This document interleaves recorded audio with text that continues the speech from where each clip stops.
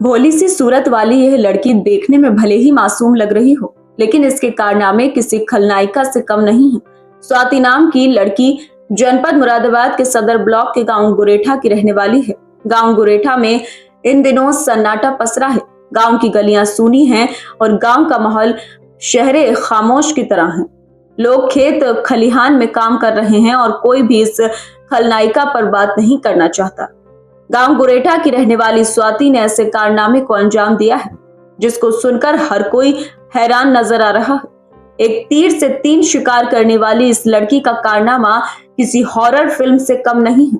भोली से सूरत वाली इस लड़की के प्लान को देखें तो अपने प्रेमी से शादी करने का प्लान करने वाली स्वाति अपने परिवार को भी मौत के घाट उतारने का प्लान बना चुकी थी। उसको अपने प्लान को सच करने के समय की तलाश थी। स्वाति क्राइम पेट्रोल देखकर ऐसा प्लान बनाने को तैयार हो गई थी, जो प्लान अगर सक्सेसफुल हो जाता तो स्वाति अपने प्रेमी से शादी भी कर चुकी होती और अपने परिवार को भी मौत की नींद सुला चुकी होती।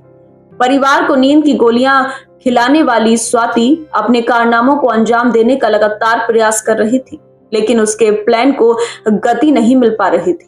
इसी दौरान उसने एक और नया प्लान बनाया और अपने प्रेमी से कहा कि वह गांव के किसी युवक की हत्या कर दे और हत्या के जुर्म में उसके पिता और भाई को सजा हो जाए। जिसको सुनकर उसका प्रेमी तैयार हो गया और प्लान को सच करने का काम भी करने लगा।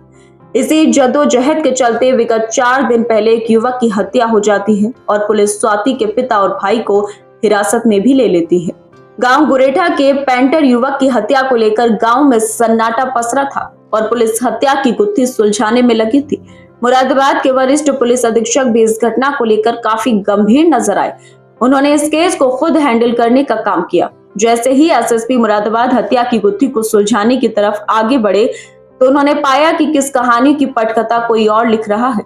एसएसपी मुरादाबाद में परत दर परत जब हत्या की गुत्थी को सुलझाना शुरू किया तो मामला कुछ अलग ही नजर आया। आपको बताते चले, मजदूरी कर घर वापस लौट रहे गांव गुरेठा के पेंटर की हत्या 4 दिन पहले की गई थी और अगली सुबह को उसकी लाश सड़क के किनारे मिलने से सनसनी फैल गई थी। मृतक पेंटर के परिजनों द्वारा दी गई तहरीर के आधार पर जब पुलिस ने अपनी जांच प्रक्रिया को प्रारंभ किया तो मृतक पेंटर के सेल फोन से दयाल 112 पर फोन किया गया था, जिसमें फोन के द्वारा पुलिस को बताया गया था कि उसको 2-3 लोग जान से मारने का प्रयास कर रहे हैं और इसी दौरान फोन से आवाज आनी बंद हो गई।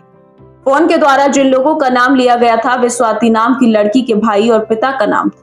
पुलिस ने स्वाति के भाई और पिता को हिरासत में लेकर पूछताछ शुरू कर दी और मामले की पड़ताल को और तेज कर दिया। पुलिस की पड़ताल में स्वाति के भाई और पिता कोई संतुष्ट जवाब नहीं दे सके थे और इस घटना से उनका कोई बिंदु भी नहीं मिल रहा था। तब पुलिस द्वारा डायल 112 को दिए गए फोन की आवाज को रिकवर किया गया और गांव के लोगों से उस आवाज को पहचान पाने का प्रयास किया गया।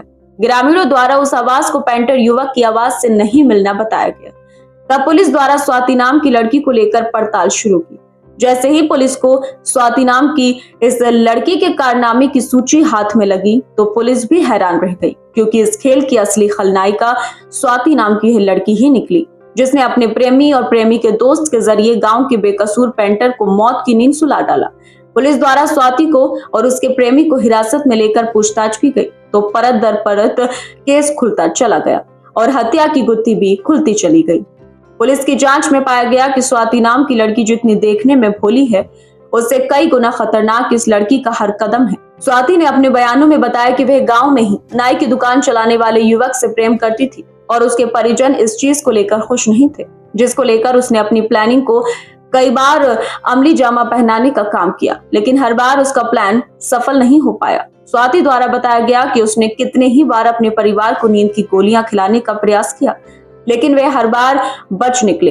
तो स्वाति द्वारा नया प्लान बनाकर ऐसे कारनामे को अंजाम दिया गया, जिसमें एक बेकसूर युवक अपनी जान से चला गया और स्वाति का अफसाना भी जनता के सामने ही आ गया। स्वाति के कारनामे को लेकर गांव का हर शख्स हैरान नजर आ रहा है, क्योंकि खेती बाड़ी करने वाले गांव गुरेठा के लोगों का कहना है कि हमारे गांव में लोग प्यार मोहब्बत के साथ रहते हैं, एक दूसरे के काम भी आते हैं। ज्यादातर परिवार खेती बाड़ी करते हैं और खेती से ही अपनी गुजर बसर करते हैं, लेकिन स्वाति ने जो काम किया है वह गांव की तस्वीर को धुंधला कर रहा है। क्योंकि बेटियां घर का मान बढ़ाती हैं, लेकिन इस बेटी ने तो घर का ही नहीं बल्कि गांव के मान सम्मान को ठेस पहुंचाने का काम किया है।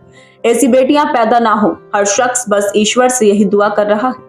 अजब प्रेम की गजब कहानी को सुनकर हर कोई हैरान नजर आ रहा है। साथ ही मुरादाबाद पुलिस की भी पूरी भूरी प्रशंसा कर रहा है, क्योंकि वरिष्ठ पुलिस अधीक्षक की कार्यशैली और पुलिस की कार्यकुशलता से पर्दे के पीछे कार्य करने वाले उन खलनायकों का भी इलाज पुलिस कर रही है, जो खाकी को धूमिल करने का काम कर रहे हैं।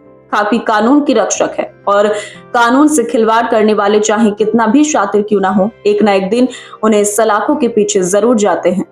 इस केस को लेकर वरिष्ठ पुलिस अधीक्षक मुरादाबाद सतपाल अंतिल क्या कहते हैं, आप भी सुने। आखिर पूरा मामला क्या है। 18 की रात को थाना पाकवाड़ा क्षेत्र में एक मर्डर की घटना हुई थी। सुबह सूचना मिलने पर सभी वरिष्ठ अधिकारियों के द्वारा घटनास्थल का निरीक्षण किया गया और इसमें परिवार की तरफ से एक कंप्लेंट के आधार पर 3 नामजद अभियुक्तों के खिलाफ अभियोग पंजीकृत किया गया। जब इसमें विवेचना प्रारंभ की गई तो जो मृतक के मोबाइल से यूपी 112 पे एक कॉल करके जो नामजद 3 अभियुक्त है उनके मारने पीटने की इंफॉर्मेशन दी गई थी। इवेंट अटेंड होने के पश्चात जो परिवारजन है और हम लोगों को भी उन्हीं पर शक था। इस क्रम में जब यूपी 112 से सारी डिटेल ली गई तो ये तथ्य प्रकाश में आए कि जो एक्यूज्ड हैं और उनको फंसाने के उद्देश्य से किसी तीसरे व्यक्ति के द्वारा आवाज बदल कर कॉल की गई है और इसमें एक्यूज जो नामजद अभियुक्त हैं उनके अलावा दूसरे लोगों की भूमिका है। जब गहनता से इसका वीडियो फुटेज खंगाले गए, साथ के साथ में सीडीआर इलेक्ट्रॉनिक साक्ष्य